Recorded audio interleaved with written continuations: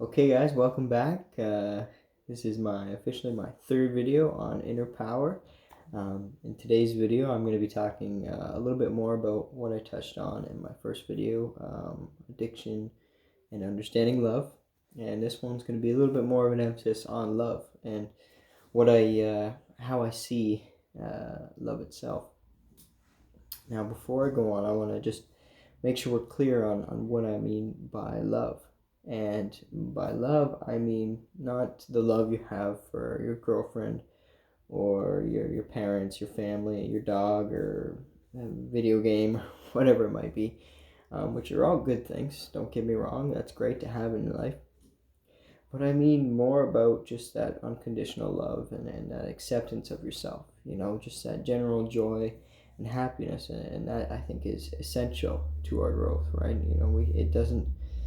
We don't get very far when we're full of negative energy and all that bullshit. so, um, so I think that's important. And for me and for you, a big step in beginning that is understanding where you are at this point. So for me, as I talked about in the last video, I wasn't dealing with a lot of trauma that I went through, emotional pain that I held on to, and I turned to drugs and all sorts of other things that just ended up digging me deeper into a hole. It wasn't until I recognized that I was doing this to myself that I could begin to move forward in my life and really understand what love means. So I thought about this and I pegged it down to three things really to try and help you get that love in your life. And the first one is meditation, and specifically mindfulness meditation.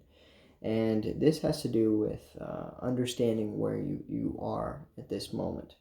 So when I talk about mindfulness meditation, and I hope I'm getting this right, what I really mean is the meditation, where you calm yourself and you're focusing on your breath, right? And when a thought comes up, it's not about blanking your mind and just totally just giving yourself a break. It's more about witnessing that thought from a level of awareness, almost like a level of distance.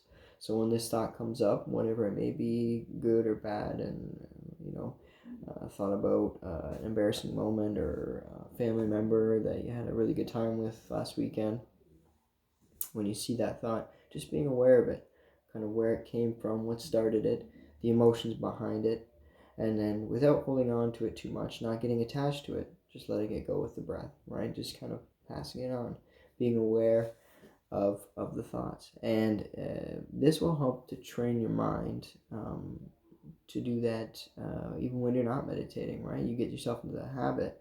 So say you're at work and you make a mistake, or you think about something in your past and it gets you upset and gets all these emotions going, right? Especially people with anxiety, depression, all that kind of stuff will definitely know what I'm talking about.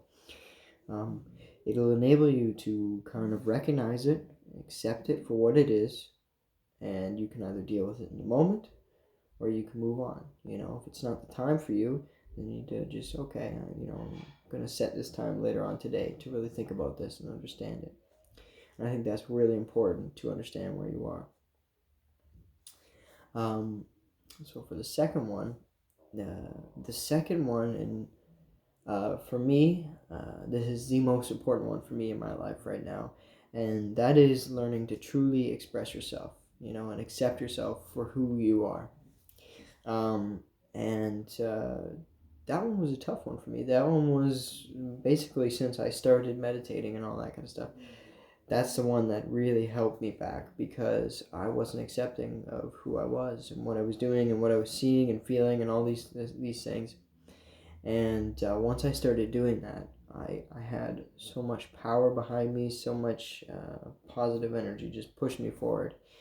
And for some examples, prime one would be making a YouTube video, right? This is something for me that I was very afraid of, right? I wanted to do this a couple months ago, and I would go through this like, oh, maybe I don't know enough. Maybe who the fuck cares anyways, right? Who is this kid, right? All these different things, like, why should I do it? But at the end of the day, even if this channel doesn't go anywhere, the fact that I'm speaking out and I'm looking at my life and my lessons and my experiences, um, I'm able to express myself, and in that way, kind of like the mindfulness meditation, I'm able to grow from it, right?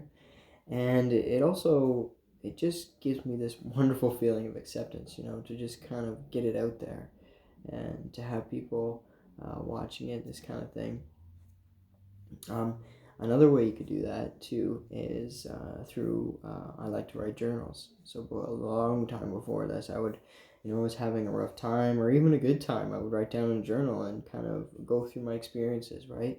And it really gives you this step back moment, a level of awareness where you can see your thoughts and your feelings kind of almost as if they aren't yours, right? Without that attachment, and you're able to grow from it.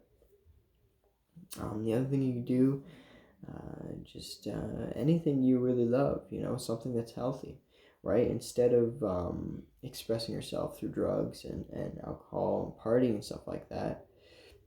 Now, I will say, for most of you, if you're my age, around 20 years old, partying is a big part of life, and I'm not saying you need to cut that out at all. I think it's good to have a social group and people you can go out with and have fun, but do it with moderation and don't get carried away. But yeah, you don't want to use drugs as your identity, as a way of expressing yourself, right? Find healthy ways, writing a journal. You could, maybe you're musical, play music. Maybe you want to start a YouTube channel, or you could do video vlogs, right? Kind of just talking to the camera and really seeing how you're feeling.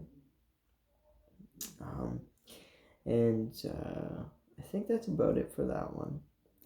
And for the third thing that I wanted to talk about is, which is really important, which is understanding that all emotions are here for a reason, and they're a part of your life. In a way, there really is no bad emotion.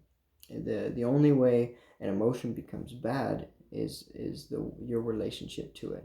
How much you hold on to it, right? So, for example, anger has its place, but if you hold on to that anger and you keep it there for a long time, holding anger at your parents, something that I did, anger at your friends, your ex-girlfriend, or that asshole coworker, that can be really damaging to you. You're holding on to that energy and it has nowhere to go, and it just boils up inside you, right?